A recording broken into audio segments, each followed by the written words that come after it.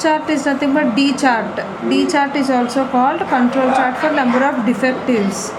Previous one P chart is called fraction defective. P chart is called fraction defective. D chart is called the number of defectives chart. So there is no much difference between these two, D chart and P chart, as we have defined P is equal to D by N. Okay, so from this what will be D? D is the statistic here, D will be NP here. Okay, these two are related, there is no much change here, everything is same, like you should consider a sample of size and all the written part is same. Major thing you should check is the control limits. How do you construct the control limits? UCL is equal to expectation of D plus 3 into standard error of D. So what is expectation of D here? Expectation of D is expectation of NP. Okay, N is a constant. If you take out this out of the expectation of small p is capital P. So you got expectation of D is equal to NP. What is variance of D then? Variance of D is, as N is a constant, variance of P. Okay, from this you will get this as N square into variance of P is nothing but PQ by variance of P is nothing but what is variance of P is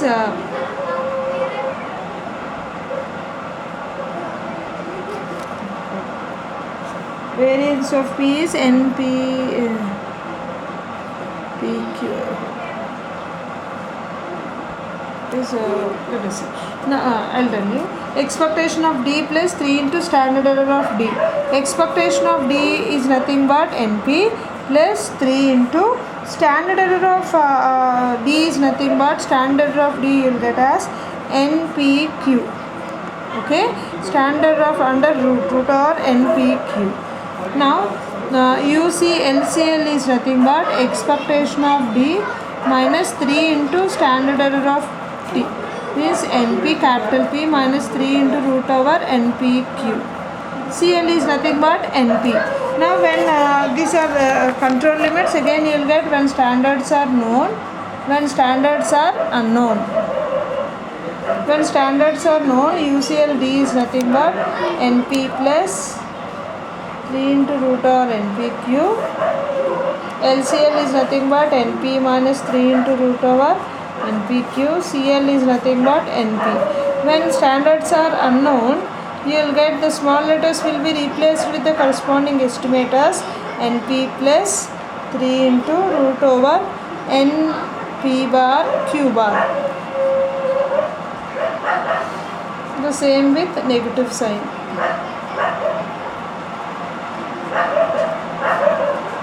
Again you will plot a bivariate axis with sample number on x-axis, statistic D on y-axis, as you are constructing D chart.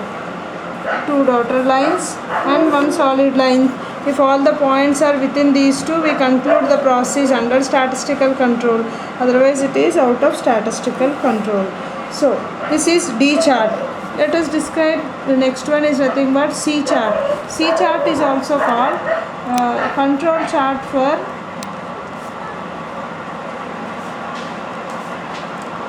number of defectives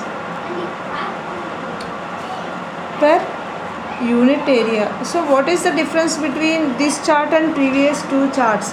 This is also number of defectives. D chart is also number of defectives only, but we are adding one more word called number of defectives per unit. So whenever you have the field of whenever the area under study is very large and the number of defectives is less, we are going, instead of using P or D chart, we are going to use C chart. I will give you an example. If you consider textile industry, I think the cloth produced will be very lengthy one and the defectives there are very minute one. So whenever the area is very large and the defectives are very rare, instead of using the D chart or P chart, we are going to use the C chart. So the C chart is used when the is the number of defectives per unit. So whenever the area under study is very large and the number of defectives is small, instead of using P or D chart, we are concentrate on C chart. So every defective contains one or more the defects. Example,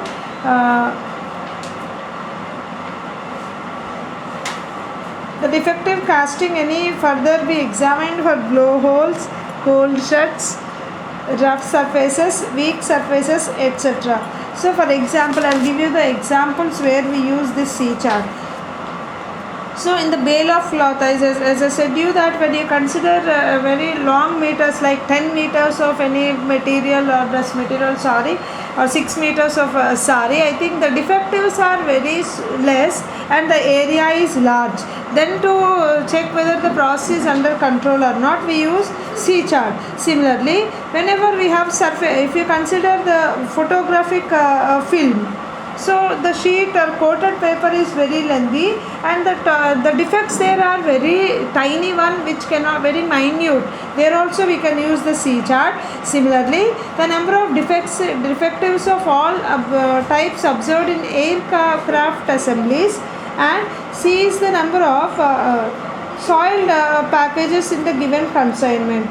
Also it is used by epidemiologists in chemical laboratories where the area is very large and the defectives are very small.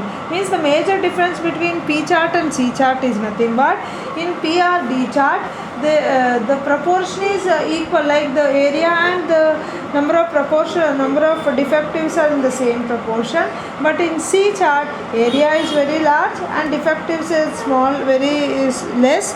Then we use the C chart. Here also you should construct the control limits.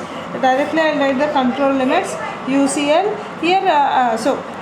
Here we are going to indicate C as the number of defectives per unit. So I think you know that binomial is a limiting case of Poisson distribution. As n turns to infinity, binomial distribution turns to Poisson distribution. You know that D follows BNP. Whenever the area is, when the lot size is very large, whenever n is large, this C, instead of taking D, if you define new variable, this follows a Poisson distribution with parameter lambda. There we have defined P is equal to D by N, where D is a random variable following a binomial distribution with parameters n comma P. So as it is a specified case of the fraction defectives, whenever the lot size is very large, this binomial will transform into Poisson distribution using the limiting case of binomial distribution. So here, if C is the number of defectives per unit, it follows Poisson distribution with parameter lambda. Expectation of mean of Poisson distribution is lambda. Variance of Poisson distribution is also lambda. Then you will get UCL is nothing but expectation of C plus 3 standard error of C, which is nothing but 3 plus 3 root lambda. LCL is nothing but lambda minus 3 root lambda. CL is nothing but lambda. These are the control limits when standards are known, as this is the parameter. This is nothing but when standards are known. Whenever the standards are unknown, when lambda is unknown, the limits are going to lambda is estimated with the corresponding estimator. We know that sample mean is an unbiased estimator of population mean. Then UCL becomes C bar plus 3 into root over C bar, and LCL is nothing but C bar minus 3 into root over C bar. CL is nothing but C bar, and the interpretation is same like the P and D charts. Okay, thank you.